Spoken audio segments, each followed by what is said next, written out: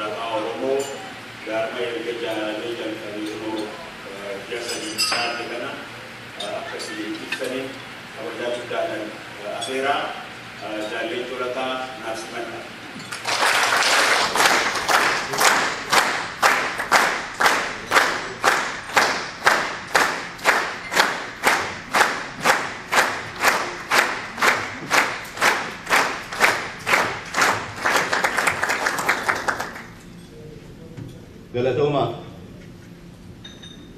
guyyaan isteerate kana bu'aa tokkoon isin abdachiisa haasaa isin finneeressu waan gaggabaabduudhaan keessa ba'a kan duraa waan nu yaaddeesse warra dhedheeraatti olfatee akkas na tolche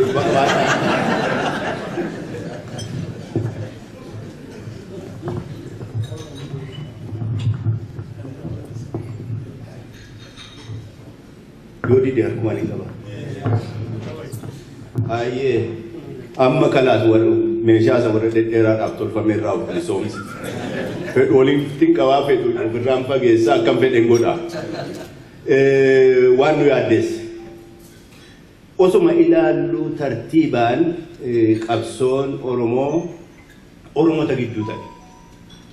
Keessattuu faffaca'iinsa adda bilisummaa Oromoo wal duraa duuba dhufe booddee warra nu cunqursaa jiru hin daganne. Warra duraan nu cunqursaa ture deebisee nu cunqursuu barbaadu hin daganne. Waanuma walii ta'e. Waan kana fala garagaraatti barbaannee araaras buusuu barbaannee carraaqnee ijibbaannee mee malli itti aanu maalii kajedhu akka garii hedduun keessan dhageessanii yeroo dheeraaf marii eega goonee booddee hedduu haala hin yaadne keessatti dhaaba biraa bu'uuressuun dirqii ta'ee arginee adda dimokiraatawaa Oromoo eega bu'uuressine kunoo ji'a 3. Ammallee afaanitti nuun barre. Ammallee osoo hin beekne adda bilisummaa Oromoofiin jechuu kajeella. Waan tokkoon isinitti hima. Nama baadiyyaa durii beektan akkuma kiyya kan yoo baay'ate nama 5-6 malee takkaa nama hedduun argin. Nama akkasiitu ka'ee gabaa bahe.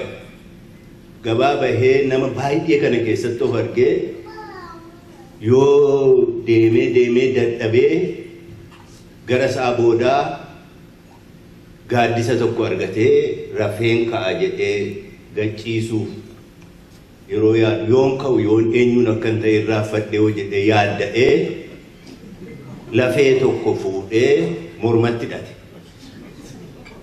Waan ittiin of beeku. Mormatti hidhatee rafe. Kabraa kanumti akka isaa namni baadiyyaa dhufee namicha rafee mormatti hidhatee rafu kana laalee falfalti maalitti jira jedhee irraa hiikee ofitti dheeraa.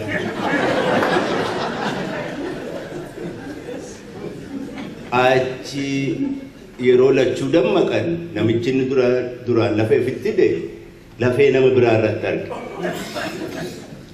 Siiboo atoo ani eenyu jedhanii isa taane amma nuti warri adda bilisummaa Oromoo bu'uuressine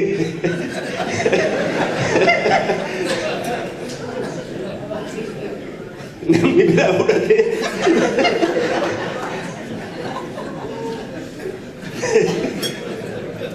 haala akkasinaan nu mudatee itti baraa jirra garuu. Jechuun amma nuti wanti irratti jabaannee hojjechaa jirru qabsoo kana nuufi warra duraan nu cunqursaa ture ammas deebi'een cunqursuuf wajjin akka ta'u. Nuufi warra har'a cunqursaa jiru wajjin akka ta'u. Qabsoon bakka sanatti akka deebi'e. Warri tokko mirga namootaa nu sarbee mirga sabootaa waan kabaju fakkeessa. Warri tokko immoo mirga namootaan kabajaa mirga sabootaa hin fedhu jedhu. Nuti mirga namootaas mirga sabootaas kabajuun nuufis fayyada saboota biyya sanaa hundaafuu fayyada ka jedhu kanaan deemaa jira. Kanaan ijaaramaa jira. Nuti adda dimokiraatawaa Oromoo kana hooggana hubataa miseensa hubataa hundarra caalaa hubataa gochuu irratti hojjechaa jira. Ka humnoota jiran dhaabota jiran hooggana bira achi dabree waa arguu waa hubachuu danda'u. Falamni nu asa deemaa jiruu fi dhachaa jiru. Hidhannoo eeboo miti. Innis yoo argame hamaa miti. Ka qawwee miti. Kan caalu hidhannoon guddaan hidhannoo yaadaati. Yaadaan immoo jara lamaan waan hin caalleef hin jiru. Maaliif haqaaf dubbanna. Haqarraa waan dabsinuuf tokkollee hin qabnu. Haqa keenyaa hunda isaa himnee fixuu dadhabnee rakkachaa jirra. Isa kana irratti hojjechaa jirra. Ji'a 3 amma sirna jaarmaa diriirsinee biyya hedduutti damee hojii keenya balnee mootummoota garaagaraa quunnamuu jalqabnee eenyummaa adda dimokiraatawaa Oromoo hubachiisuu jalqabnee biyyattis dhaamaa jirra. Akka oduun kun uummata keenya ga'u. Haga ammaa warri silaa duruma waan fedhe yoo ta'e waan keenya tolaa dubbatu kan jirre beenna isaanuu hedduun isaanii namoota komachuu akkamitti wanti kun hojiirra oola jedhanii gaaffii jala galchuu malee wanti sagantaan politikaa addi dimokiraatawaa Oromoo lafa kaa'e daba jedhanii afaan guutanii kan jedhani nagar. Inni kuni sodaa tokko natti uuma. Namichatu jaartii hamtuu qaba ture. Ka ganamaa galgala abidda rasa qabdu. Gamana sii wayyaa. Gama sii rakkifte. Kaatee duute. Iseen duunaan kabraa fuudhu. Kun ganamaan kaatee faxara fuutee bakka inni midhaan qotutti geessitee fi nyaate. Xiqqoo turee sumanni hojiirra jiru laaqanas fidde. Tajaajilte waan inni takkaan argin mana galee dullaadhumaan qabate. Maali jennaan hangarraa isa turtee jedhee.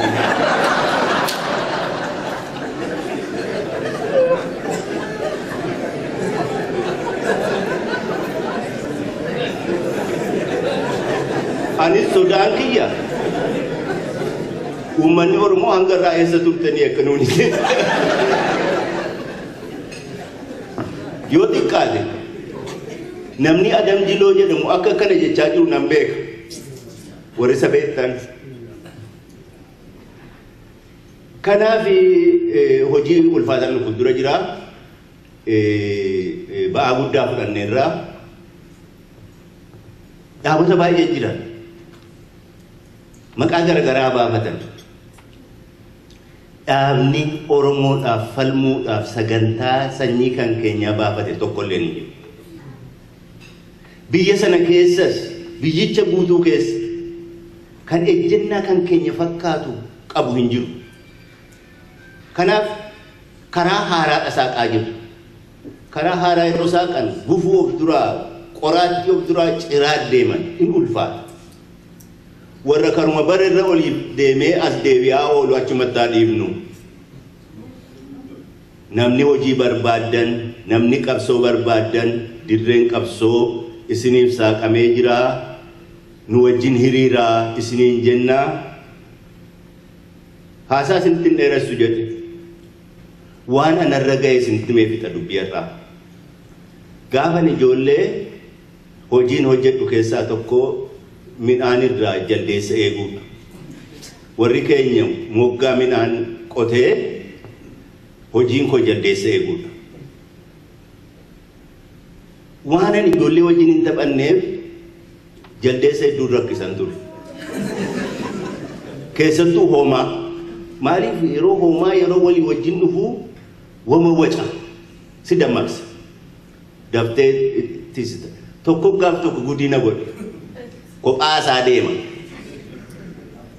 Na fakkaataa dhufee tusii keessa taa'ee na eegee yeroo andagadhu midhaan seenu. Jaldeessi warri kaan boqqolloomsa duratti dhufan harkisanii cabsuun dhageessa. Inni kun hin obse. Obseetu ol seenee fagaatee bakka hin dhageenyetti jalqabe. Waan garaasaa godhe. Kaan nyaatee darbee kaan dhumarratti kaan bobaa kaa'atee bobaa kanas kaa'atee tokko afaan kaa'atee lama immoo akkasitti qabatee deemaa dhufee anuma bira gabba'uun arge. Waan hangaafas ta'e isinitti himu galee warri keenya waan isaan na godhan jechuun nutis wacuu haa dhiifnu. Suuta jennee haala ol nu naqu haala bakka dhaquu barbaannu sanatti nu dhiyeessu tartiibaan haa qorannu. Kanaan dura waca baay'ee waca lola loluuf hin deemne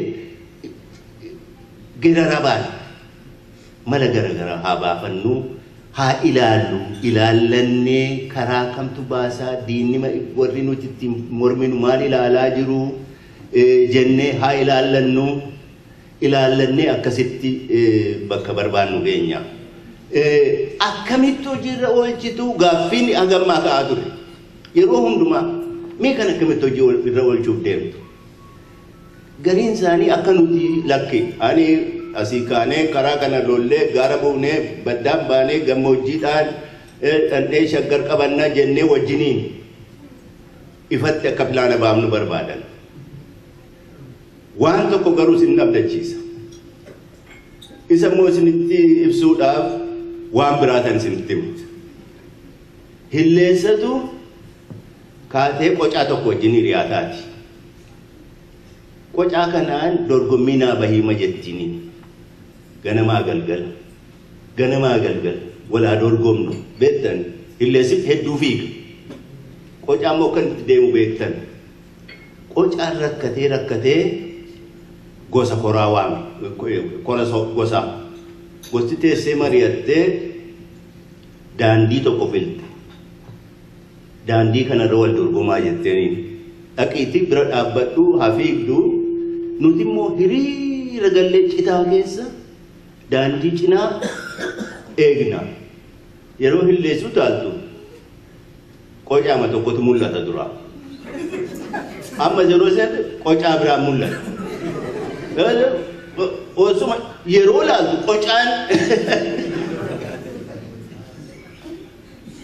qocaan dadhabbii fiiguu hin qabne ijaaramuudhaan hilleessa ijjifate.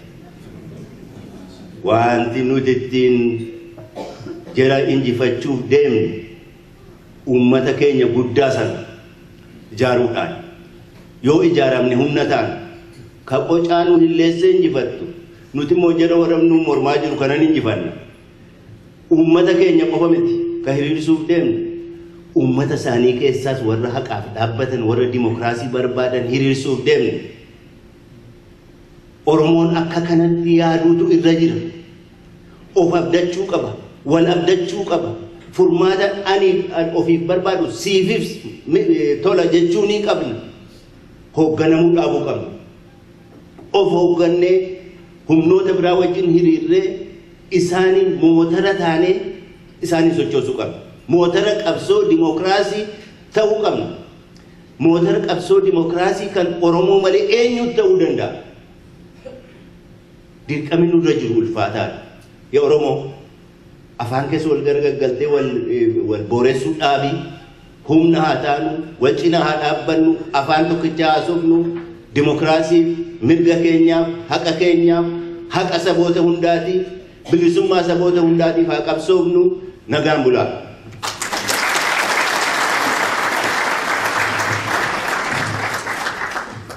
Nagaan naamina jaalallee cojarrii irra sin gaddisuuf hin deemanii gaafa ni ilaalu. Kanaaf gaaffii deebiin hedduutu jira. Amma sagantaa itti fufuudhaanii otoo haasaa addaan hin kutin namoota biyya dhufanii nu gidduu jirantu jira. Waan gabaabduu ishee waan biyyaa ilaalchisee akka dhabsiisan barbaanna. Namoonni baay'een keenya biyyarraa akka fagaannee turreerra. Kanaaf hundumtuu keessanii namoota adda addaa argaman kana hin beektu.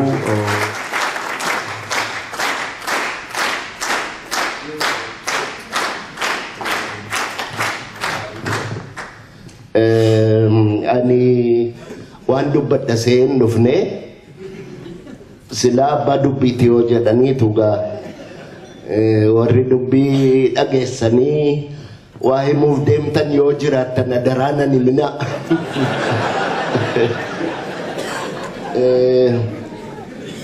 Ani wannan dubbachuu barbaade egaa namni as jiru kun hundumtuu inni kaan eega biyyaa bahee tureera biyya yaadaa jira fira dhiisee dhufee lafayyuu amma imeejii dhumti lafaayyuu harkaa badataa na hawwiin namaa biyyi maal keessa jira firri maal keessa jiraadha. Karaa lamaanin waan natti mul'atu isinitti karaa lama jechaan karaa tokko Itoophiyaan akka biyyaatti maal keessa jirtidha. Karaa godanaa immoo waradaadhuma isaa yoo laalle immoo waradaadha gaa ka xinnooni waradaan immoo maal keessa waan jiru fakkaataa yaada hedduun gara mataasaaf gara miillasaa isinii tuttuqa jedheetan. Gara mataatiin yeroo baay'ee Itoophiyaa yeroo jedhanii maappii mana barumsaatti dur nu barsiisantu nutti mul'ata waan tiraangelii fakkaatu tokko. Anis kanuman amane waggaa baay'ee garuu gidduu tokko biyyuma Amaaraa kana maaliif Amaara kanaatu Oromoo miidhee jedhanii waan odeessanii fi biyyumti Amaaraa kun maal fakkaataa jedheen ganna waggaa 7 biyya Amaaraa dhaqee waan biyya Amaaraa fakkaatu barachuudhaaf of barsiisuudhaaf achi deddeebi'ee riisarchii hojjetaa ture. Biyya Amaaraatii fi laftan hojjedhe Gondar keessa qollaa Dibbaa jedhama. Gojaam keessa immoo Duurbeetee jedhama. Bakka lamaanittiyuu bifi namaa bifuma keessan kana fakkaata. Wanni ittiin adda ba'anii isaan waaqa kadhachuudhaa fi Dabir jedhu bataskaana Ortodoksii kana dhaqu. Iddoo gara biraan immoo kan misiyoonii ta'ee jira. Kaanis kan baay'ee dhibaafatu jira. Akkuma kaddaan adda adda jira malee namni isaa wal fakkaata. Sanyiidhaan akka Faranjiitii fi akka Afrikaa kanatti gogaansaa adda hin jiru. Akkan argetti. Kana gaa isin hundumtuu beektu. Garuu wanni Oromiyaa irraa inni ittiin adda bahutu jira. Tigraayis biyya Amaaraas wanni inni Oromiyaa irraa ittiin adda bahu Tigraay keessa afaan tokko dubbatu, amantiin isaanii tokko, namni isaanii afaan tokko waliin dubbataati. Uffanni isaanii illee wal fakkaata. Akkitti wal awwaalan, akkitti heerumaa hundumti isaa wal fakkaata. Biyya Amaaraas yoo dhaqxanii afaan Walaayitaatiin Bahardaar keessatti sirbamu tokko dhageessan. Afaan Gamuutiin sirbamu tokko dhageessan. Afaan Guraageetiin sirbamu hin dhageessan hin jiru kun Bahardaar keessa. Baranas dhiyoo kanatti deebi'ee ilaaleera. Kanumatu jira. Tigraay keessas akkuma kana. Oromiyaa waggaa dhuftanii yoo dhuma kana karaarra deemtan katamuma xinnoo tokko keessa addana afaan Guraagee sirbaa yeroo achi darbitan afaan Walaayittaa sirbaa yoo achi geessanii afaan Oromoo sirbaa yoo achi ga'u afaan Amaaraa sirbaa gara caalu immoo afaan Amaaraa sirbama. Oromiyaan kana fakkaata. Akka dhugaatti gochi kun immoo kan afaan Guraagee dubbatus, kan afaan Walaayittaa dubbatus, kan afaan Gamuu dubbatus, kan afaan Tigree dubbatus hundumti kun biyya walitti dhufee biyya Itoophiyaa jedhamtu kan inni ijaare Oromiyaa keessatti. Akka kanatti Itoophiyaa jechuun Oromiyaa jechuun. Oromiyaa jechuunis Itoophiyaa jechuun. Kuni Oromoodhaaf rakkina guddaadha uuma. Maaliif inni isaanii Itoophiyaa jedhanii Oromiyaadha. Innis inni Oromiyaa jettan kun isaanii Oromiyaatti beekuun barbaadan. Ammas yoo ta'e giddiinuu siyaasaan dhiibee dhufnaan Oromiyaa killil jedhu malee hojiirra wanni oolaa jiru immoo isa sanan fakkaatu. Rakkoo guddaan Oromoon qabu tokkotu immoo jira. Amma teenyee Amaara akkana godhee Tigreen akkana godhee yoo inni faayidaan qabu maaliifi Oromoo haaraa tokkotu immoo jira. Oromoo Amaara ta'ee fi Amaara Oromoo ta'e tokkotu gidduutti uumamee jira. Warri kun yoo inni kun dhufes isaanumatu nyaata. Yoo inni sun dhufes isaanumatu nyaata. Garlachuutiinuu. Kuni hamaadha jechuudhaaf isinitti maan jiru. jiruun keenyaaf jireenyi keenya waan fakkaatu akka ilaaltaniif. Anema maaliif kana hunda akkan dubbadhu quban qabu. Egaa silaa taheetii waan biyya keessa jiru maal fakkaataa eega jettanii gara mataatiin kana fakkaataa gara waradaatiin immoo maal fakkaataa se jedhuun xinnoo ishee isinitti agarsiisa. Waradaan Oromiyaa keessa jiru akka sadii jira. Warra kaabinee jedhamu tokkotu jira. Warri kaabinee jedhamu kun hundumti isaanii shuumiidha.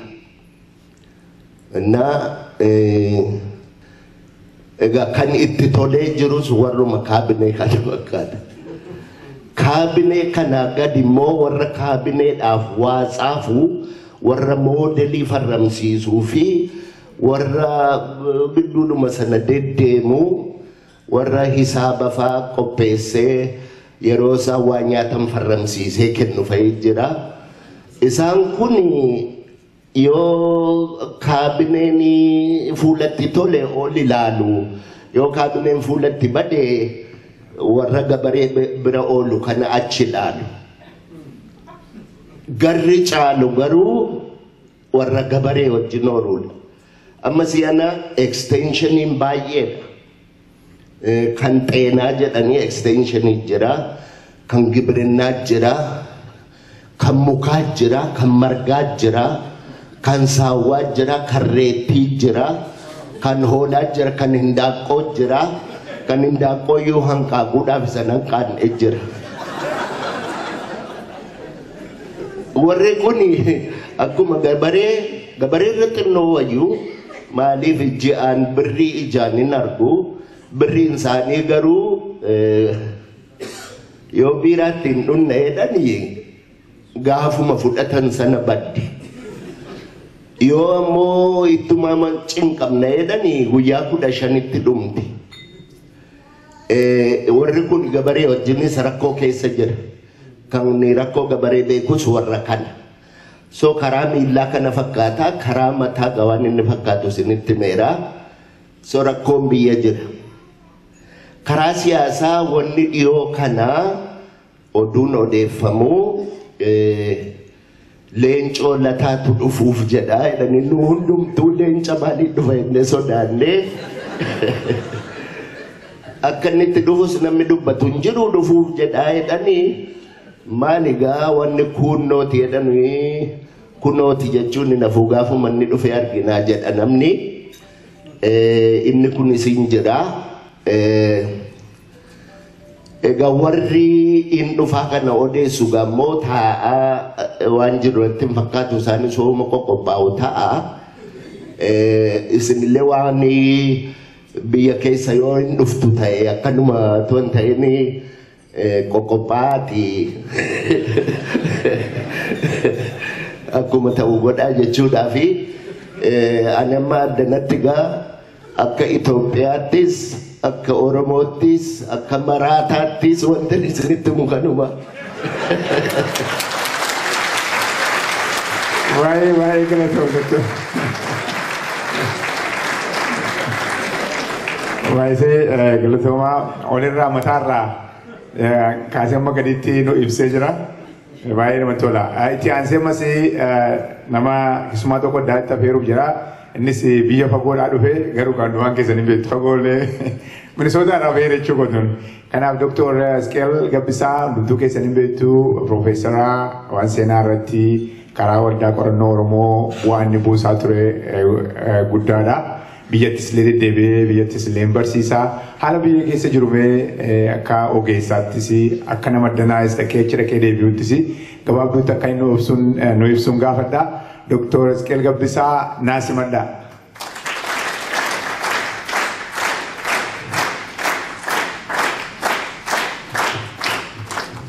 Baay'ee galatooma. Dhugumadha anis akka ji'a lamaa biyya tureen dhufe Dr. Gammachuudha wajjinuma yeroo baay'ee dabarsinee waan amma inni dubbatus utuu isinitti namin natti himee ture. rakkoon isaa maali waan nama addanaa biyya kanaati biyya sana dhaqee deebi'u maal agarte biyyatti jedhanii na gaafachuun hin oolu lafuman jiruttis har'uma Minisootaatti ta'e malee lafan jirutti na gaafatu waan an arge yeroon itti himu waan isaan dhaga'uu hin barbaanne waan an itti himee fi hin taane inni naan jedha nama addana taa'utu waan an argee dhufe hin agarree naan jedha. Amma san waan isinitti himu waanuman argee waanuman hubadhe akka naannatti mul'atetti isinitti hima. Waanuman arge yoo hin ta'u naan jettan akkuma warra Mishigaanis immoo homaa miti ani waanuman argin isinitti himee deema waan an arge waa'ee qabsoo Oromoo haala Oromoon keessa jiru irratti waan an arge rakkoo jiru rakkoo adda addaa karaa siyaasaa ta'uu karaa dinagdee ta'uu karaa adda addaa rakkoon jiru hedduu waan ta'eef isa tarree naquudhaaf hin dhaabbanne qabsoon Oromoon bilisummaadhaaf matameeqaaf jalqabe kuni bu'aa malee hin jiru jechuudhaan hin danda'amu bu'aa adda addaa qaba tokko tokko hin agarra tokko tokko hin agarru utuun waa'ee isaa hin dubbatin garuu waan ani isinitti himachuu barbaadu waa'een qabsoo uummataa umrii nama tokko keessatti bu'aan isaa mul'achuudhaaf waan danda'u miti. Umrii biyyaati kan haasofnu umrii uummataati kan haasofnu inni immoo dheeraadha. Kanaaf waan facaasame biqilee ija godhatee dagaaguudhaaf yeroo fudhata. Isa immoo hubannaadhaan yoo ilaalle malee hin agarru. Hubannaadhaan yoo ilaalle malee hin agarru. Isa ilaaluu fedhe gaan. Isa ilaaluu fedhe nama miliyoonii 35-40 kan ta'u biyya sana keessaati calloo jedhee hacuucamee taa'aa jira moo inni samma dadamu ofirraa faccisaa isa facaasame sana guddisaa jira kan jedhu irraa kan ka'edha kan inni ilaale iddoo sadan tokko keessa dhaqeera Finfinnee dhaqeera Adaamaa jira taa'eera Naqamteen dhaqeera iddoo akkas akkasiitti waan an arge jira waan qabsoo waa'ee uummataa umrii nama tokko keessatti waan dhumu miti ergi jenne kun yeroo dheeraa fudhata gaa jechuudha waan kuni bu'aan isaa mul'achuudha innan amma argee dhufe kuni innan har'a argee dhufe kuni waan addi bilisummaa Oromoo amata 40 facaasaa ture sanatu keessuma waggaa 20 kana keessatti facaasaa ture kanatu ijoollee yaada kana keessatti akeeka kana keessatti dhalatantu har'a waan amma argee dhufe gochaa jira jechuudha. Isaantu aadaas jabeessaa qabeenya bal'isuudhaafis dinagdee jajjabeessuudhaafis siyaasa keessa lixanii waa geeddaruudhaaf tattaafachuudhaafis warra yeroo sana bu'aa isaati jechuudha. Bu'aa barsiisa sanaati bu'aa yaada sanaati. Yaada isin amma haaraadha jettan kunis yeroon isaa dheeraa ta'uu danda'a garuu waan facaafame utuun biqiliin oolu yoo bishaanitti naqan yoo biqilan immoo guddachuun isaa daraaruun isaa dagaaguun isaa hin oolu waan akkasiitu jira. Rakkoo sana keessatti iyyuu Oromoon dargaggoon keessumaa garatti deemu hubataa jira jechuudhaaf hin jedhe galatoomaa waan dhaggeeffattaniif. Galatoomaa keessummoota keenyaa ammas irra deebinee galatoomaa isin jennaa akka sagantaa keenyaatti sagantaan itti aanu gaaffii fi deebii akkasumas immoo yaadaa jechuudha. Asirratti adda dimokiraataa Oromoo wanti inni adda godhu asii duwwaa uummatatti haasa'atu hin ta'in uummatarraa illee asii ol dhaga'uu barbaada. Guyyaa irraa warri addanatti nu argamtanii qophii kanarratti argamtanii namoota affeeramtan qofadha. Walgahii uummataa miti. Walgahii miseensotaa fi deeggartoota yaada kanaati. Akkasumas immoo yaada kana hubachuudhaaf kan dhuftanidha jechuudha. Kanaaf yeroo isin akka gaariitti waan sammuu keessanii qabdan itti gaafattanii yaada qabdan nuu laattanii itti walgahii kana xumuruudha jechuudha. Yeroo ammaa kana kan addanatti argamanii pirezidentii duwwaatu hin ta'inii bakka bu'oota dameelee adda dimokiraataa Oromoo qabu hundaa damee torbanii kan geggeessanii addana jiru matooti damee karaa hundumaa karaa jaarmiyaa karaa hawaasaa laalchisee karaa biyya alaa karaa hundumaa jechuudha. Kanaaf yaada isin dhiyeessitan gaaffii isin gaafatan hundumaa deebisanii deebisuudhaaf yaada isin dhiyeessitan immoo isin hirkaa fudhachuudhaaf qopheeffatanii jiru jechuudha qophee isaanii fi waraqaa isaanii. Kanaaf akka nutti yaada nutti hin qusatinaa gaaffii nutti hin qusatinaa nu gaaffii hin sodaannu nu yaadamuu fudhachuudhaa fi qophiidha gaaffii hundumaa immoo kabajamaa gaafa gaafannu gaafa yaada laannu immoo kabajaan ulfinaanii ol ilaannaa jechuudha safuu Oromoo lafatti kabajamuudha kuni Minneapolis Minnesootaan naannoo isin nama argamu nama kabajaa qabuudha kanaan duras amala hin taane irratti argine hin beeknu har'allee kanatti akkasiin keessummaa keenya nusumatti abdii guddaan qaba maayikiroofoonii deddeemtuu qabna kanaaf lafa isin jirtanitti dhufee isin wanni ta'a jechuudha namoonni hundumtuu namni gaaffii qabdan gaaffiin keessan harkeessanii numa ka'a jechuudha kanaaf dura gaaffiif deebii agoonu itti aansee immoo yaadatti dabarru tokko goonee gaarii natti fakkaata gaaffii jennaan gaaffii godha gaaffiitti nu gotta gaafa yaadatti dhufu immoo yaada keessan nu laaltu jechuudha kanaaf gaaffiif deebiitti yoonni gonaa amma waltajjiin banaadha jechuudha gaaffii achitti nu geessisan. Dura gaaffii shanan tokko fuunee egaa deebisanii booddee itti fufaa jechuudha amma gara gaaffiitti seen.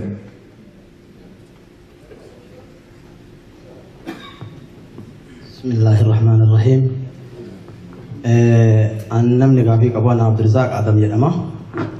As dura teessuma teessan tanas takkaan dhufne teessuma tana miseensallee miti qooda irraa fudhachuuf ammoo ilaalaa waan jedhu taaf waamicha argannaan in dhufe deeggarullee fi yoo jaaladhe har'umarraa achi naa ta'ullee baattu ammumarraa achi ilaala jedhee dhufe waan ani isaniin jechuu barbaade dura hedduu galatooma.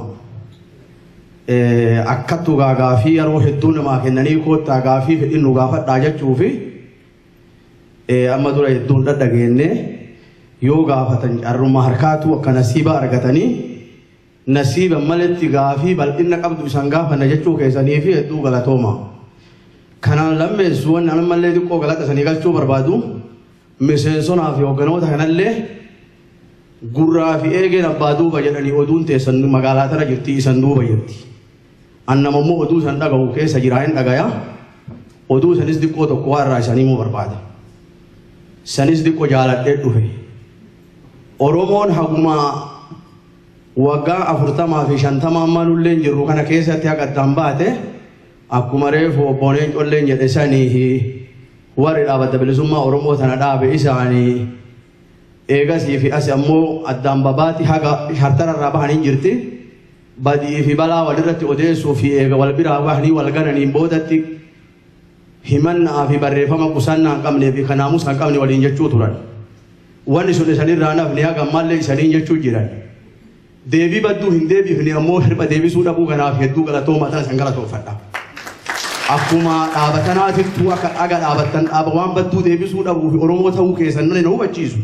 Wanni jaaladhee isan bira dhufeef waan hamtuu Oromoo deebisuu dhabuu fi Oromoo irraa qusachuu waan barreessuu wallaala miti deebii wallaala miti wanni isan dhiiftanii Oromoo irraa qusachuu kuni waan guddaa tokko qabsoo olaantu jedhee yaada. Tanas ammallee irra deebi'e isanii jedha iddoo galatooma. Kana booda adda bilisummaa Oromoo obbooneen dhuunfaan nama ureessee jala qabeerraa takka nama nu dadammaqsee surrii keessan nama kaa'eerraa takka dhugaa dadhabanii biraa deemanii nama umriilee itti fixatanii dadhabbiilee itti fixatanii maqaan kun gabaarra ooluu dadhabee waa bituu dadhabee Oromoo bu'aan buusu jedhanii biraa deemanii maa deemanii jedhu anillee warra isa waliin qabasan. Adda bilisummaa Oromoo isa wanni jala deematii fi sabummaa akka dheengadda adda bilisummaa Oromoo jennu hin jennu wanni nu jechuu barbaannu. Uummata hedduu waliin dhaabbannee bira dhaabbanna ka jedhuun deemanii alaabaan kun adda bilisummaa Oromoo waliin bahe waan biraa godaanan waan isaan bara biraa godaananii maa nu jalaan deemtanii jedhee gaafachuu barbaade. Antanuma gaafachuu barbaadee galatooma.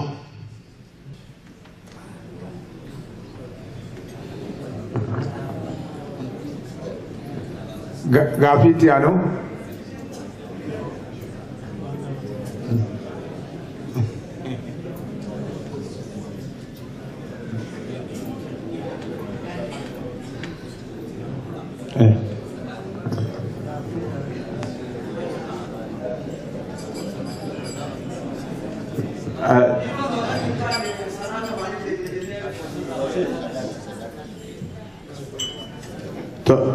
Tole gaaffii isaanii gaafa sana deebi'an deebisuu fi kabraa gaaffii yoo jiraate gaaffii fudhachaa deemna miti nuti deebi'an oli salaatu.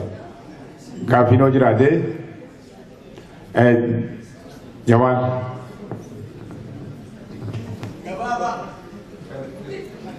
Very short. Only generation Ibsen Nagal Garana de Martin, go with me. Garana de Martin, go with me. Only I get over. Only I get over. Jaran, it's not clear. It's not clear.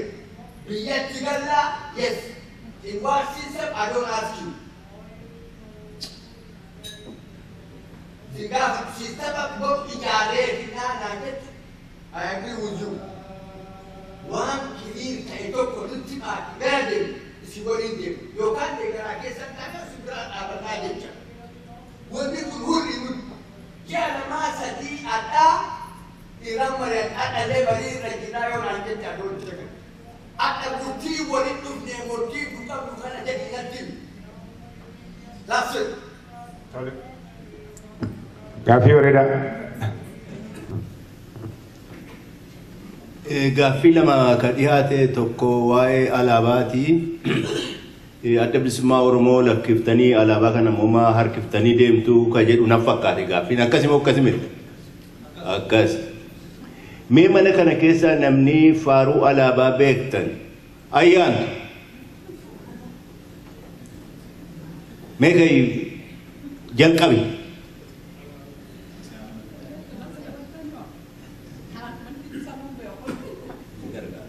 Si gargaara.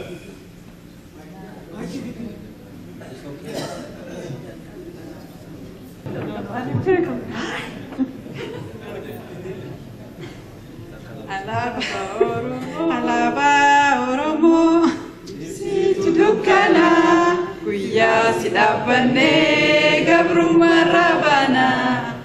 Guyyaa si dhaabbannee gabrummaa raabana. Gaa'e.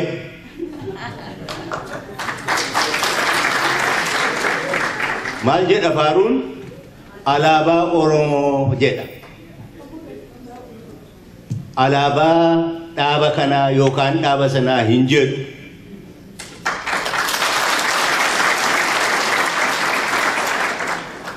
Kana faaruun hundi alaabaa kana jalatti wallisu sanuma jedha tokkuma. Alaabaa Oromoo ibsituu dukkana. Kanaaf nutis mirgatti qabnaa. Qabsaan Oromoo fedhe mirgatti qaba kasaba Oromooti. Kanaaf fudhanne.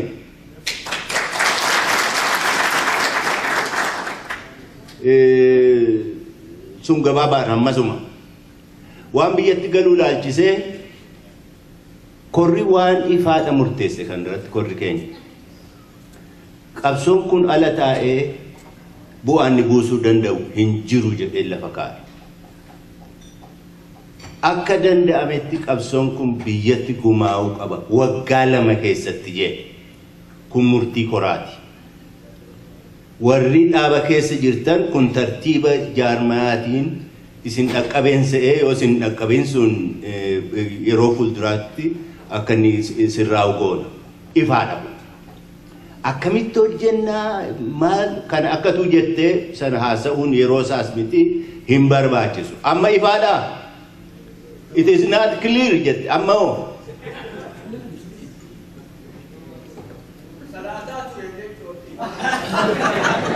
Like egat David kenne. Wani akeka kenya mo ifaadha innis nuuf. Warra politika sagantaa politikaa keenya fudhatee ijaarameef ifaadha. Nuti biyya sabdaneessaa dimokiraatawaa federaal ta'e tokko dhugoomsuu barbaanna. Warri amma biyyicha bulchaa jiru maqaadhaaf federeeshinii hayyamaniitu mirga dimokiraasii hacuucan. Kanaafuu federeeshinii sabootaa kadharaa tokkotu jira. Kun biyyoota hedduutti carraaqamee balaa guddaadhaan honga'e. Warri duraan bulchaa ture amma immoo deebi'ee nu bulchaa jiru waan federeeshinii jedhamu kana ni morma. keessattuu federeeshinii sabootaa. Nuti federeeshinichi hin barbaachisa, dimokiraasiin hin barbaachisa. Mirgi sabootaas hin barbaachisa, mirgi namootaas hin barbaachisa. Biyya Itoophiyaa sana biyya dimokiraatawaa, federeeshina dimokiraatawaa ta'uu kophaa keenya qofa miti, idda bu'oota saboota biraa hundaa'uu dabalannee qabsoo goona. Yeroo duraatiif iddoo kana ga'e qabsoon Oromoo. Haga ammaatti biraa deddeemnaa dhannee wajjin haasofnee tumsa wajjin tolfannaa, tumsi sun hin faca'aa, mee bakka akkasii adeemnu jennee kan wajjin lafa keenya hin jiru, amma bakka dhannu lafa keenya jira. Kottaa wajjin hayaanu jennee warra nu fakkaatan saboota hunda keessaayyuu afeeruu sun hojiinsaa jalqabameera. Kana yooni ibsee ta'e hin beeku malee. Wanti dabaltu jabalu. Ittuma dabaluuf waan jaalleen jonjee akeeka siyaasaa keenya irratti federeeshin jennu kun yoo maal fakkaataa kan jiru ibsuu barbaadetti dabalee. Federeeshin ummatoota hundaa ka saba hundaa ka jaarru kana keessatti Oromiyaan mootummoota states akka federeeshin ijaaraman keessaa tokko taati. Mootummaa Oromiyaa kana keessatti Oromoon abbaa biyya isaa tahaa, qabeenya isaa irratti, lafa isaa irratti, hunda irratti Oromoon aangoo olaanaa qabaata. Biyya isaa irratti Oromootu hooggantoota ofii filateen bula. Demokraasiin guutuun biyya Oromoo keessallee ni jiraataa jechuudha. Oromoon biyya isaa irratti abbaa biyya isaa ta'uu qofaa miti, mootummaa federaalaa jennee ummatoota biraa wajjin jaarannu keessattis qooda Oromoodhaan malu argachuu qabaa jenna. Oromoon saba guddaadha. Oromoon biyya saniif gumaachi diinagdee inni kennu guddaadha. Humna namallee guddaa bobbaasaa, waraanatti haa ta'u, bulchiinsan haa ta'u, taaksii gibira kafalluun haa ta'u, gumaashni keenya guddaadha. Amma wanni dhabame dirqama nurra jiruun mirga malu dhabuu keenya achi keessatti. Yoo mirgoota akka nuti jennu kanatti federeeshiniin dhugaadhaa caafaffamee biyya keenya keessatti abbaa biyya keenyaa, abbaa qabeenya keenyaa, gooftaa keenya ta'uu qofaa miti, mootummaa ummatoota biraa wajjin jaaru keessatti illee qooda nuun malu argachuun mirkaneeffannaa jechuudha. Kun Oromoof tolaa jennee dhiyeessina. Maaliif federeeshin kanaatu Oromoof tolaa jennee sababa dhiyeessinu saba hedduu qabna. Oromoof jenneeti. Waan ofii hawwin ummata biraafis hawwinaa jechuudha. Maaliif nuuf tola? Nagaa keenyaaf nuuf tola. Akka gaarii qalifadhaa. Nagaa keenyaaf akka Oromootti akka sabaatti nagaa qabaannee guddachuuf nuuf tola. Jireenya keenyaatu sekiuurd ta'e gitii argataa jennee yaadna. Bakka qubannu laalaa, naannoo keenya laalaa, biyyoota olloota adda nu yuratu barbaadu hunda qabnaa. Kan hunda laalleet biyya Itoophiyaa jedhamtu keessatti federeeshin dhugaadhaa yoo akka uumamu qabsoofnee uumne guddina keenyaafis nagaa keenyaafis nuuf tolaa jennee. Dantaa keenyaaf nuuf tola jennee. Kun yaada addi dimokiraataa Oromoodhaa fi siyaasaa lafa kaannee irratti qabsoofnu. Oromoon kun naaf hin toluu yoo jedhe mirga Oromoon gulantaa biraa irratti ijaaramuudhaaf qabu ni beekna. Wanni wal falmii yaadaa akka ta'uu qabu Oromoo gidduutti kanaatu nuuf tola moo guddinaaf, seekuriitiif, nagaa keenyaaf kanaatu nuuf tola moo ka biraatii ka jiru yaada obboleeyyan lamaan gidduutti irratti dhabamu jechuudha. Kanaaf kun san haa filatu, kun kan haa filatu, yaadni lama yoo jiraate rakkoo miti. Dhumarratti akkamitti Oromoon akka bulu, gulantaa siyaasaa akkamii akka filatu abbaan murtii ummata Oromooti.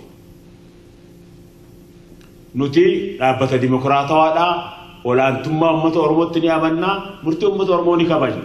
Ammoo yaada keenya kanaatu fageessinillee hoggaalaallee yeroo ammaatiif yoo laalle Oromoof tolaa jenna lakkiin tolu warri jaan Oromoodhaaf yaada isaanii haa dhiyeessanii. Garaagarummaan qabsaa'ota Oromoo gidduu jiraachuu danda'u kana qofa. Kun ammoo garaagarummaa gaariidha. Mana tokko keessattuu warri tokko maaltu nuuf malaa maaltu nuuf wayyaa yaadni tokko lama jiraachuu ni danda'a jechuudha. Gaa akkatti ilaalla nuti. Akkatti ilaallaa bilisummaan Oromoodhaanii guutamaa Oromoon bilisa ni tahaa abbaa biyya isaa ni tahaa waliigaltee uummata biraa wajjin qabaatu keessattillee akkaataa dantaan teenya mirgi keenya qoonni keenya kan uummannu guutamu irratti dirqama keenyaa jechuudha kana. Kanaanis irratti baruu barbaade galatooma.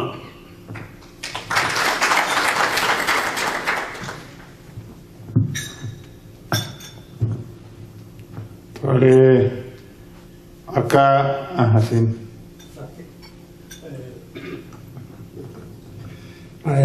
Galatooma kanan gaafachuu barbaadu yeroo baay'ee kan odeeffamu hin galu isaan galuuf jedhu keessatti jaalleleen galuuf jedha kan jedhamudha. Galuun illee gaarii garuu tokkoffaan kun attamitti ibsama dabalees immoo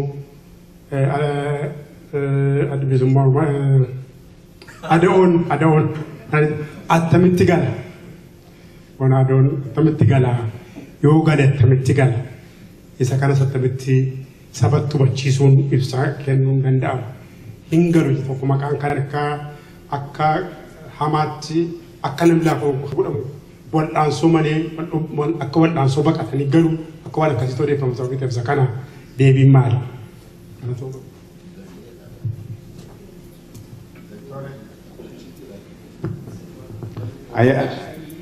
Ayatu achi booda bu'aman.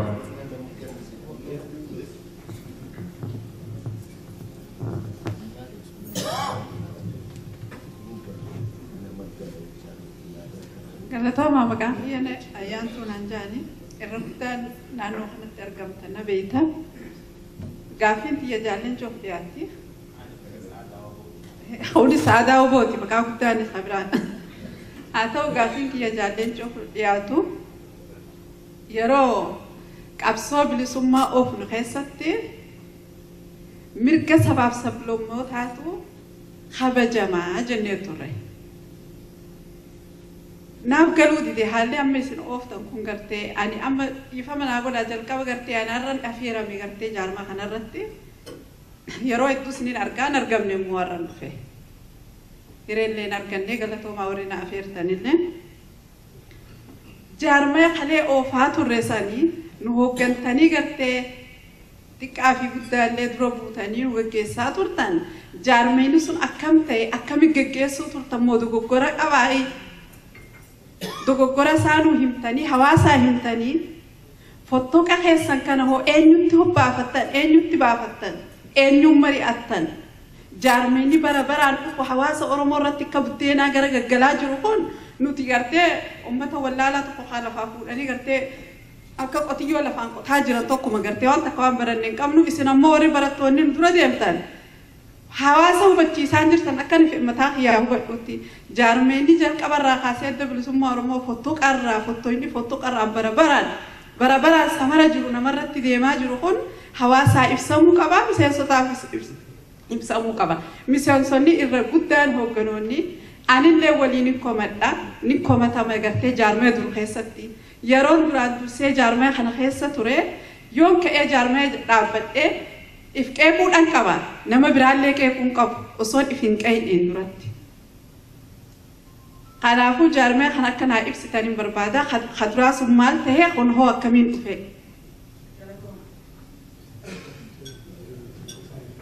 Muhammad. Ayya galatoomi. Ani gaafima tokko gaafachuu barbaade. Kaayyoon adda dimokiraataa Oromoodhaa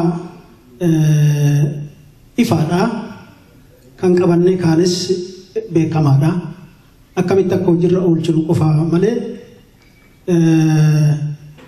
qabsoo duraan godhaa turerraa kasaboota mara hirmaachisu ka ummata Itoophiyaa keessa qubatu hunda amansiisu ummanni sun mataa ofiitti bulchee biyya san irratti mirga hiree ofiin akka murteeffachuu danda'utti karaa banaaf jennee ilaalle garuu amma akkaataan nuti ummata keenyas qabannee biyya sanis amansiifnee aangoo siyaasaa fudhachuu dandeenyu akka haala biyyattii sanii hoggaa ilaalle wayyaanee numa diigamtii yoo sanuuf ijaarti amma immoo haala gaafa Afrikaa irratti mul'achaa jiru namni waraana ijaarate tokko mootummaa demokraasiin karaa nagaatiin ummanni filate tokko waraanni irraa buusee ofii qabachuutu jira.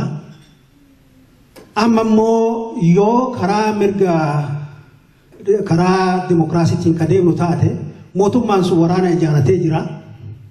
Waraanni sun ka mootummaa saniiti ka ummataatii miti. Ummanni biyya san irratti yoo karaa nagaatiin filmaata godhe mootummaan sun waraana qaba akkamitti hayyamaa fi kan akkamitti ilaaltanii hojiirra oolchanii yaaddan galatooma. Galatooma. Abaasanii fi naakanii saba waddee deebisu jechuudha. Galatoomi. Ani hedduu hoogganoota abaa'oo warra turan keessa jaalleenchuun wayita ajiifataman wayita maqaan isaanii ka'uun dhagaha. Nama hedduullee wal afoo dhaabbanna maaliif namni kuni wanni isaan gaggeessan jaarmayaa sagalee tokko qabaata. Namoonni achi keessatti jiran hoogganoonni maqaan dhaaman hedduutu jira. Jedhee abbaa siyaasaa jira sekuriitiin jira kun hundi ta'ee namni kun sagalee tokko qaba akkamitti kan hunda qofaa isaa murteessa jennee wal afoo dhaabban. Ani ka jedhu maqaa isaanii hedduu yoo kadhamu naannawa Oromoo keessatti gaafintun isinuma laalti. Naannawa bahaa naannawa kibba bahaa keessatti hedduu akka sossootaniin agarre namoonni hordofaa ani Arsii keessatti dhaladhee waradaa 5 Arsii miila jalatti qabsoon abaa'oo itti sosso'aa turte waggaa 14 keessan ture ni beeka naannawa san waan tureefi achitti hedduu isin dhaga'uu hoogganoota biraatan beeka. Achi keessatti qabsaa'aa turtan jaallota biraa ni beeka akkamitti naannawa sanitti maqaan keessan hedduu ka'a maaliif dhihumatti hidhatanii isin dhaqqabammoo isintu achi keessatti sosso'ee Baaleen Arsii fi Harargee keessatti attamiin hamatamuu dandeettan. Ni waan murteessitan moo kopuma ofii goggootan moo mari'attaniiti. Mee maaliif wanni akkanaa ta'a? Singalatoonfadhallee gaafiin kiyyaa gabaabaadha. Waa'ee fakkeenya galiinsaa irratti ani gaafadhu. Yeroo dheeraa dhaabti ala jiru kuni yeroo dheeraa biyya alaatti fixe. Amma ammoo sagantaadhaaf karoora keenya jijjiirree qabsoon tun biyya keessa deebii qabdi ka jedhu murtaa'ee jirallee jedhameera. Warroonni waan kana mormu kun gaafadhu. Ani garuu akka nama tokkotti yaadaan yoo hiree argadhetti deebiin danda'a. Ammoo gaaffii bichaa waan ta'eef warroonni mormu kun qabsoon tun waggaa dheeraa biyya alaa turte kana faayidaan fidde kana amma ammoo yoo biyya galte faayidaan hin fiddu jedhamu. Warroonni mormu kun namni jala waa mormu kun waa qara'ee waa morma. Maaltu bu'aa qaba jedha.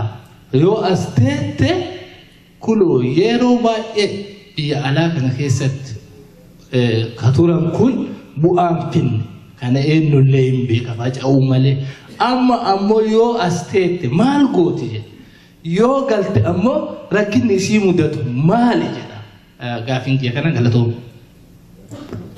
Baay'ee galatooma amma deebii deebisuuf deemu yaadanii keessummoota keenyaaf ibsu tokko namni addana jiru duraallee ibseera miseensota qabaa deeggartoota qabaa nama immoo yaada kana hubachuudhaaf dhufellee ni jira jechuudha.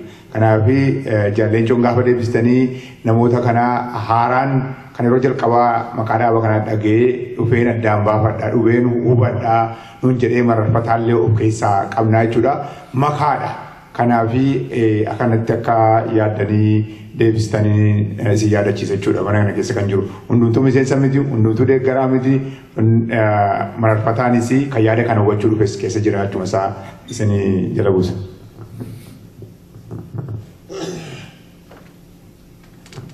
Ayyee gaaffiin dheeraadha hunda isaa deebisuu hanqachuu kiyyatu malaa waan garii irratti bayaanna gargaara.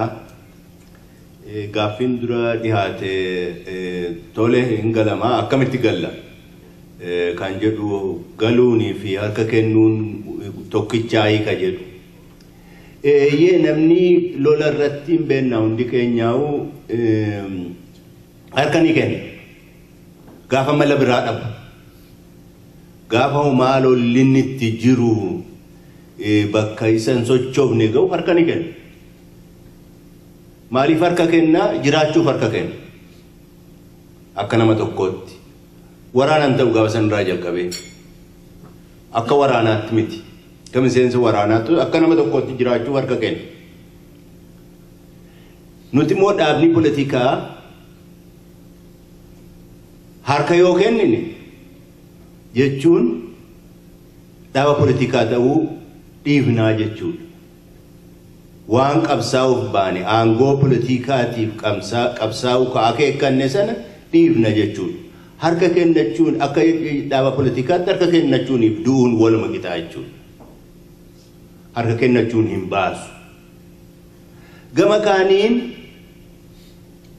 mirga keenya uummata keenya keessatti argamne uummaticha quunnamnee dhaamsaan akka ammaa kana osoo hin taane ofii haala amma jirru keessatti waan fuula biyyichaa fi waan uummatichi keessa oolee bulullee osoo hin beekne dhaamsaan qabsaa'u ganna 20 ol hojjenneera. Ganna 20 ol bu'aan argamsiifne maali? Waan baay'eetu hojjetame. Lubbuu namaas baay'eetu wareegame. Namoota baay'eetus dararaman, hidhaman. Nuti amma ka jechaa jirru bifa ta'eenuu achi keessa dhannee wareegama barbaachisu sana dhannamnee uummaticharra wanti ga'u nurras ga'ee dhaamsaan namoota abiddatti oofurra abidda sana nuti harka keenyaan qabannee qabsaa'u.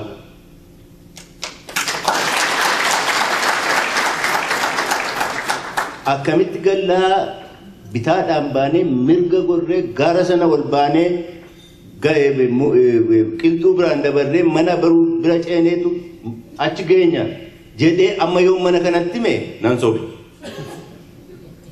Anuun beeku. Maaliif kophaa keenya murteessinu? Humnootii wajjin murteessinu baay'eetu jiran. Humnootii wajjin waan kana gangalchinutu jiraatan. Nummaan qofti murtii keenya qofa illee ta'uu dhiisuutu mala. Garuu akeeka tokko eega lafa kaa'attee qabsoo keessatti akeeki kee ifaa taanaan waan achiin si ga'u bifa garagaraa barbaaddee irratti hojjettaa ammatti akkasi. Yoon isiniin jedhee ofiis nan sobee isinis kan hin sobuun ta'a. Waan addi bilisummaa Oromoo keessaa yaa'uu keenya ayyaantuun qaba. Eeyyee dhugaadha nama guba. Ana caalaa namni sun itti dhaga'amu jiru. Gaafa addi bilisummaa Oromoo dura bakka lamatti ba'e 78 an Jibuutiin jira biyya iyyuun turre dirreen turre. Ana duubatti ta'e sun. Jibuutiitti oduunsaa ka dhufe. Guyyaa natti dukkanaa'e keessaa tokko isa ture. Hin eegne waan akkasii. Ammoo sana akkasumatti ittiin dhiifnee namoota jaarsolii Mogadishoo jiran, Saudi Arabiyaa jiran jaarsummaa kadhanneetu nu araarsaa jennee kadhannee ijibbaatamee jaarraan booda ofumaafuu dhaaba biraa ta'ee labsame. Eega mootummaa ce'umsaa keessaa baane as immoo ani ejjennaa ifaadhaan fudhadhe takkaan dhossine jaalleewwan kiyyaan dhossine uummata Oromoo waa'ee kiyya na dhaga'u hin dhossine daandiin qabsoo keenyaa jijjiiramuu qaba. Akeekni isaa hin jijjiiramu. Akkitti himannuuf akkitti qabsoofnu jijjiiramuu qaba. Ka jedhu ifaan hin kaa'e. Hoogganoota adda bilisummaa Oromoos si'a 2, 3, 4, 5 wanti kun akka kanatti hin deemsisu. takkaa isaan hin sobne. Garuu waan itti jirtan waan isin murteessitan hojiirra oolchaa. Garuu wanti kun dhaabbannee akkamitti eessa geenye deemnee dhufnee eessa geenye ka itti aanu maali gaaffiidhuma kanatti akka hin gaafatamin. Kanaafitu wal maraa hanga dhageenye. Akkuma dubbii Muhammad Hassan jedhe keessatti gaafa wanta fuuldura deemuu dadhabu wal komachuu tasba'e. Wal komachuu wal facaasuu fide. Wal facaasuun sun immoo wal balaaleffachuu fide. Mee ilaalaa gaafa duraa nuyi nu komatan nuyi warra dullacha isaanii jiru qabsoon socho'uu diddee jedhan 98 yaani warri umriidhaan wal fakkaatu waliin hafe amma immoo hayyuu duree keenya nu hojjechiisuu didee hayyuu duree jijjiirratan dhibdeen achuma jirti booddee deemee adda bilisummaa Oromoo sadii ta'e dhukkubichi furmaatan arganne kan yeroo hundumaan kophaattis yeroon isaan argu bifa garagaraatti dhukkubichatu furmaata wal'aansan argatini. Dhukkubni sun immoo yaada haaraadhaan as bahuudha. Kan jedhu yeroo hundumaatti kaasaa ture. Nan gadda akka warri barate kun si dhamaasuu isaaniitiif hojii keenyatu isa.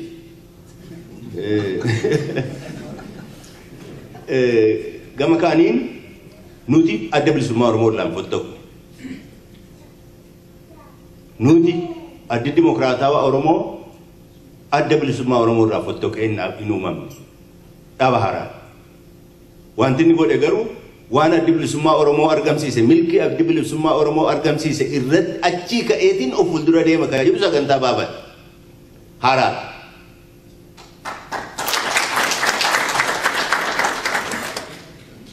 Waan dhumateefaa waan maaliif waa'ee isaa rakkan mirga argameefaa maaliif waa'ee dhuma isaa ulammata dubban isa kiisii keenya kaa'anneetu isa hafee fidi jennaaniin.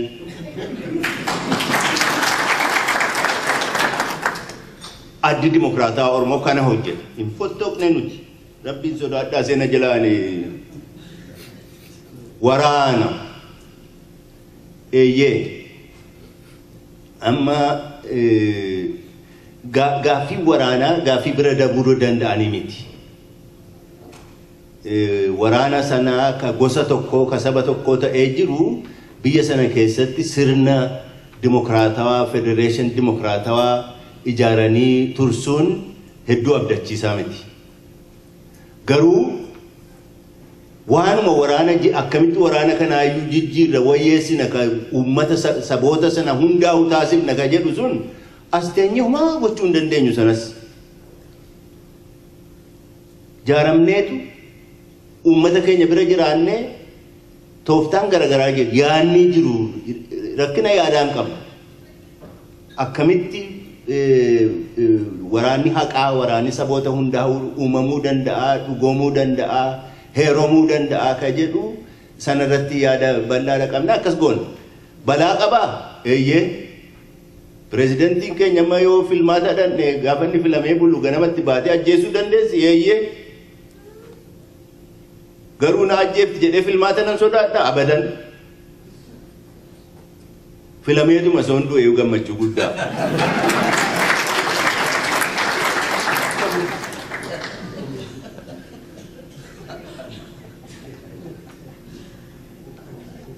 An dirree bahaan ture. Dirree bahaa yeroo gabaabaa tureetan Jibuutii seenee karaa Jibuutii Kartuum naqee dirree dhihaatirra guddaa kan hojjedhe hamma gaafa mootummaa ce'umsaatii fi shaggadhannuutti. Kanaaf waraanni dirree dhihaa fi dirree bahaa fi kibba bahaa nan beeku. Yeroo tokko qofaa Rawaaca dhaqee yeroo mootummaa ce'umsaa keessa turre waraanni dubbise malee waraanni karaa sanaa waa'ee kiyya wanti inni beeku hin jiru. Yoo waa'ee kiyya beeke waan odeeffame qofa. Waan waa'ee kiyya odeeffame qofa ka baasan na gaafattan hangasi. Waa'ee kiyya garuu baay'ee odeeffame kunoo akka Dooktor Gammachuun jedhutti ani torbanii shaggariin jiraa. dandeettii tokkoon keessan illee qabneen qabaa waan garaagaraa kan odeeffamu hedduu ta'a. Waa'ee miidiyaa kun dhuguma qalbii baay'ee jabaadha irratti hojjechaa jirra isuma kan keenyaa qofatti quufuu osoo hin taane akkaataa itti international miidiyaan waa'ee dhaaba keenyaa fi ejjennaa keenyaa dubbatu irratti sagantaa garaagaraa qabna. Hamma dandeenyu irratti tattaafachaa jirra. Gaaffiin dhumaa as teenyee faayidaa maaliitu dhufaa ka jedhu warri kana mormu maali ejjennaan isaanii ka jedhu warri kana mormu ejjennaa kana mormu sanatu deebisuu qaba deebii sana. Garuu namni garii bakkuma taa'e sanatu itti tolee jira. Achumatti itti toltee achuma naanna'aa oolu ganama ka'ee asiin bahee bakkuma ganama ka'eetti deebi'aa booris ka'ee naanna'ee bakkuma ka'eetti deebi'aa itti tolteetti. Nuti garuu yoo bakka kaane kanarraa beektuu jijjiiram waan haaraa yaada haaraa fiduun yaada haaraa yaaduun mataan isaa hedduu ulfaataadha. Nama dargaggeessa akka keessaniitiifuu anas rifeensi irraa dhumaa jiru ka hafe immoo addaataa jiru dhiisaati. Yaada haaraa as baasuun ammoo yoo yaadi kee yaada warra si mormuu bira achi hin dabarre caalaa haqa hin taane akkitti injifattu hin jirtu. Akkan duraan jedhe hidhannoon jabaan hidhannoo yaadaati. Nuti amma miseensa keenya hidhachiisuu barbaannaa sochoosuu barbaannaa warra bakkuma tokko naanna'uun marsuun itti tolte achumatti isaan dhiibnee of fuuldura deemnee seenaan ragaa haa ta'u. Hammas naf fakkaata hamma tokko irraa tuttuqee bayyaan waan hafetti guuti. Jaalleen cuwanni hafe jiranitti hin fakkaatu garuu qabxii obboleettiin tiyya sa'aadaan kaafte. Akkaataa itti waltajjii marii Oromoo ammas aadaa'ootti dhufne san hubachiisuun barbaada namas jiratti hundaa'u. Ijibbaanni jalqaba godhaa turre qabsoota haaromsuun tarkaanfii itti aantu taati dura garuu jaarmee gargar fottoqe kana tokkoomsuu kaji'uun araara jennee bara sadiif ijibbaata godhaa baane. Sila aaboo walitti araaramee egaa araaramne booda immoo rakkoo qabsoon ta'e keessa jirtu akkamitti furraa sila aaboon tokkoome mari'atee yaada furmaataa irra gahaa yaada juutu ture. Araarama kana dantaa Oromooti aaboon gargar fottoqee walitti duuluun qabsoo Oromoo laamshessee boodatti hambisee diina malee Oromoodhaaf faayidaa tokkollee hin finnee araarri kun akka ta'u jennee gariin keenya garaa guutuudhaan halkanii guyyaa irratti hojjenne. Araara aaboon sadii san booda sadeen kun akka tokkoomoo ijibbaata guddaa goone. Miseensi gajjiru guutumatti yaada araaraa kana deeggaree bira dhaabbate. Waliigalteen araaraallee deeggarii murna garii wajjin ta'e booda sadarkaa warri olaanaa gubbaa jiran didan araara kana. Araara diduu qofaa miti miseensa hoogganaa haa ta'u miseensa dhaabaa haa ta'u warra araara kana deeggare akka diina keessatti irratti duuluun jalqabame sadarkaa wajjin hojjechuu hin dandeenye irratti dhaabame dubbiin kun. Gaafa araarri kun fashalu gariin namaa warri jaarmaa keessa jiru ni gammade. Hedduun keenya immoo araara kana buusuun aabaa'oo tokkoomsuun dantaa Oromooti jennee warri itti amanne hedduu gaddine. Itti fufuullee ni dadhabnee jechuudha. Maal haa goonu? Maal haa goonu? Araarri uummanni Oromoo abdii guddaan eeggataa ture. Tokkoomuun aabaa'oodhaa kan uummanni Oromoo abdii guddaan deeggaree manguddoonni as jirta warri misootaa quba qabdanii gaafachaa ture yeroo fashalu nuti akka duritti itti fufuu hin dandeenye gariin keenya. Maal haa goonu? Araarri fashalee jechuun aabaa'oo walumarratti duulutu hojii qabsoodhaa tahamee itti fufuuf deema maal haa goonu gaafii julgaa of gaafachuu jalqabne jechuu gariin keenya. Filmaata hedduu ture. Okay, gandu bakkuma jirutti gallee murna keessa turretti deebinee itti fufuunis filmaata ture. Akka akkasitti itti fufne immoo wanni haara'u wanni qabsootan haara'umsaa dubbatamuu hin dandeessu. Gama kaaniin araara Oromoo deeggaruun diina keessaa maqaa jirutti kennamee jira. Murna birallee yoo filanne immoo guddinni qabsoo hin dhufuu kajoorra furmaataa miti yaada joorra keenya. Warra araara deeggareetu maal wayyaa mari'achuu jalqabee mariisantu gara aadaa nu geesse. Malee akkanumatti sababa malee waan dhufee miti jechuudha. Hawwii tokkummaa qabsaa'ota Oromoo irraa kaanetti warri tokkummaa kana dura dhaabbatu sochii gaafa nu dhoowwu bilisummaa akka nam tokkotti qabnaa mariitti seennee mariin asiin nu geesse. Fottoqaa miti. Nam tokko walitti dhufnuti murna adda addaa keessaa. Ka murna adda addaa keessallee hin turin qabsaa'ota hedduutu marii kanatti makamee aadaa kana uumuudhaan asiin nu ga'e jechuudha. Maali aadaa maal balleessee kajuu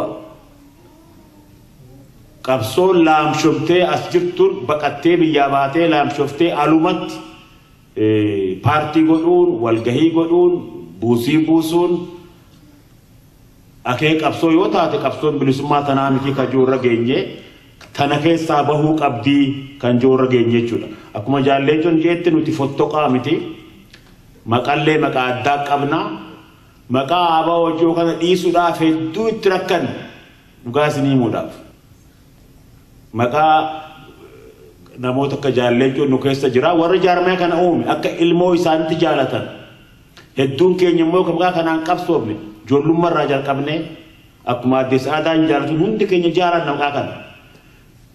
Rakkannee dhiifne siniif himna waan dhiifneef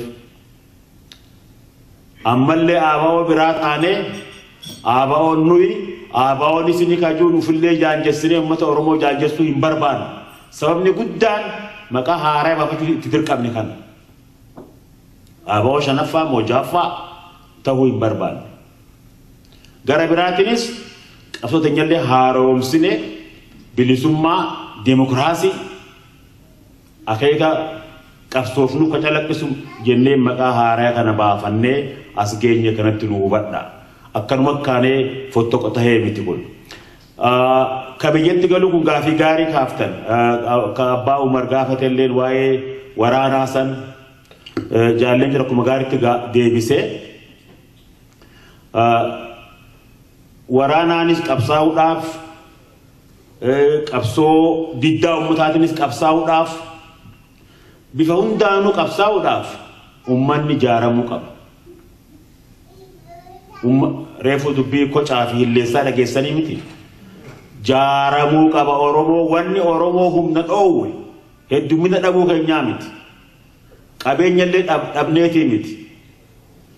Jaarmaya dhabne. Meeshaan qabsoo bilisummaa guddaan jaarmaya. Yoo jaarmayan jiraatiin qawwee guddaas qabaattu taankii hedduus qabaattu ufiin ka'ee lolee bilisa nan baasu.